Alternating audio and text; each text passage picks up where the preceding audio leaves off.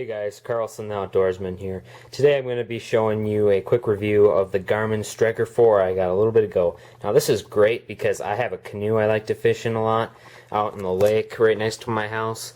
Now this is obviously, it's got a waterproof rating of IPX7, so you know if I swamp my canoe or something, it should be just fine as long as I tip the canoe over within a certain amount of time, say, I don't know, 15 minutes. So yeah, that's great. And another thing I like about it is it's got the 3.5 inch, and I'm going to assume that's the screen size. I really like the screen size because it's very clear. And then it's got the GPS too. And what I love about the GPS is that you can mark things on there, such as drop-offs, weed beds, I don't know, rock piles, underwater structure, anything. You can mark waypoints, and you can also navigate to certain routes, and I found the GPS to be pretty accurate. And it's got a chirp sonar, which is pretty accurate and pretty good. I like it. I tried it out in the water here a little bit ago, and man, I gotta tell you, this is one of the best $100 range fish finders out in the market so far. Now, it's got a 200 kilohertz reading and a 77 kilohertz reading, and for those of you who don't know what that is, 200 kilohertz is sort of a sharper image, and 77 kilohertz is a more of a dull image. So in other words, if you have, say, I don't know, for example, 1000 kilohertz, it's going to be a fairly clear image. And if you have 77 kilohertz, it may be a little bit more dull of an image.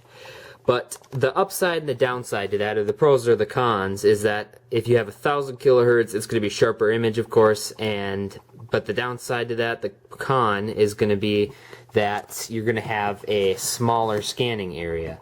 With the 77 kilohertz, you're going to have a larger scanning area, but you're going to have a duller image. And some people like the higher kilohertz because it gives them a sharper image. Now, here is the flasher, built-in flasher. This is another thing I love about the Garmin Fish Finder, is because you can use it for vertical jigging and ice fishing, of course.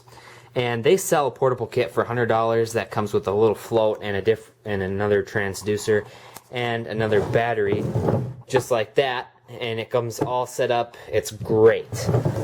And, you know, it's just an awesome product because you can use it for so many things.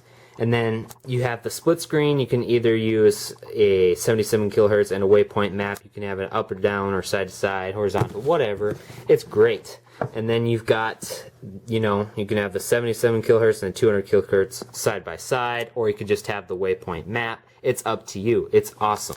Another thing I like about this product is that it comes with a lot of stuff, which you don't see with a lot of other fish finders, especially around the $100 range.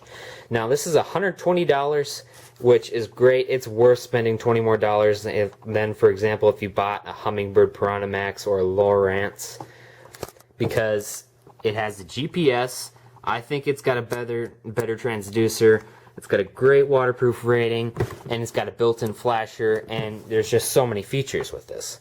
Another thing about it is, like I was saying, it comes with a lot of stuff. Now, when I say that, I mean, normally you have to buy for, say, a trolling motor mount or kit or whatever to mount your transducer onto a trolling motor. With this, you don't need to, because it comes with all of that.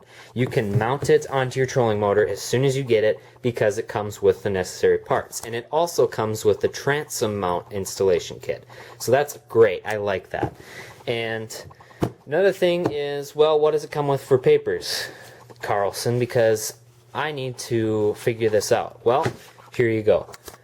Comes with the startup manual, of course, and this is not an in-depth manual. It's just a quick startup. It'll tell you how to get things going and get in the water and start catching fish, or finding them, I guess. It also comes with a important safety and product information sheet, which is great. And it also comes with a thick transom mount transducer installation instructions booklet, I guess you could say. And I'm only going to assume it's thick because it comes in a lot of languages. Another thing it comes with for instructions is a single sheet picture instructional manual, I guess you could say, on how to install the mount, plug it in, and etc. as you can see. Another thing I found really nice about the Garmin Striker 4 is that it is very user-friendly, which you normally don't see as much of that with $100 fish finders, because, you know, I'll plug it in and show you here in just a minute. It's awesome.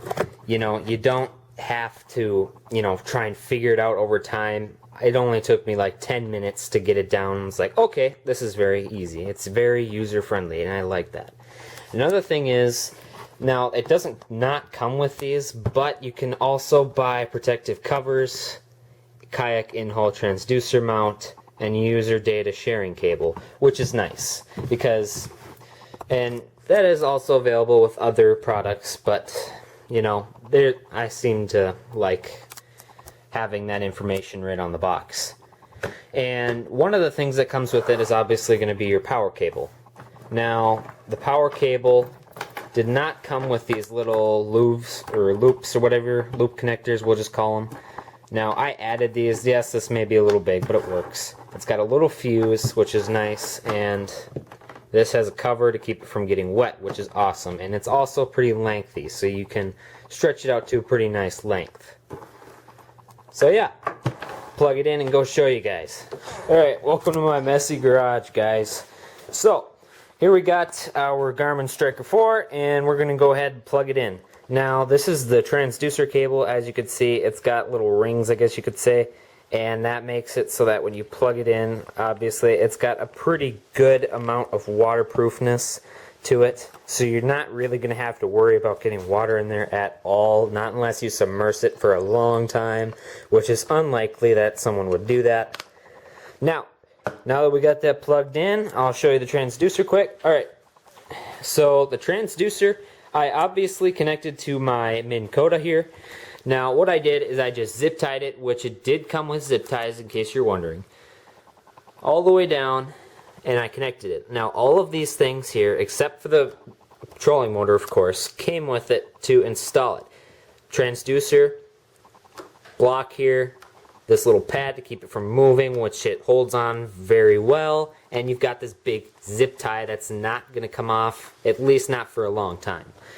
And then as you run back up here, you see where it's connected. You've got a lot of extra line on the transducer side of things, so if you need to mount it in the stern and then bring it up to the bow, no problem. Should be a problem unless you have a really long boat. So here's my deep cycle battery. I already hooked that up. Let's power this thing on and give you guys an example.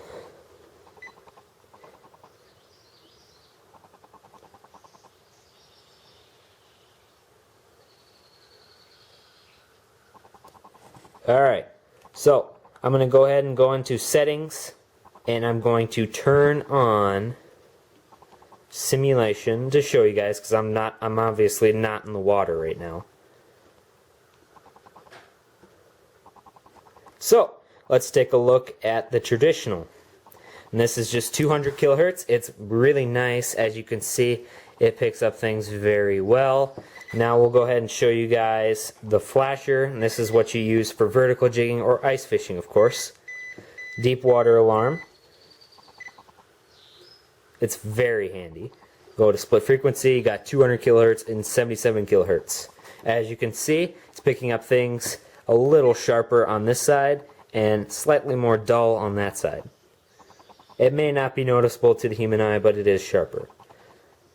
Now if we go here to the waypoint map, as you can see, that's where you can pan around just like that, and then you push this button right here to make a waypoint, and you can make a symbol for it, and you can set it up and name it, which is really nice.